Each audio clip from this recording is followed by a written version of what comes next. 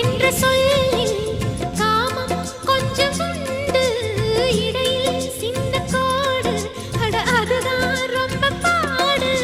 கோடு போடு, அதை தாண்ட மாட்டேன், தாண்டச் சொல்லி உன்னை தூண்ட மாட்டேன். உன்னோடு கட்டில் சம்மதம் வாங்கும் வரையிலும் காமன் பண்டிகை கொண்டாட மாட்டேன். காதல் இல்லாதது ஒரு வாழ்க்கையாகுமா? கண்கள் இல்லாமலே ஒரு காட்சி தோன்றுமா?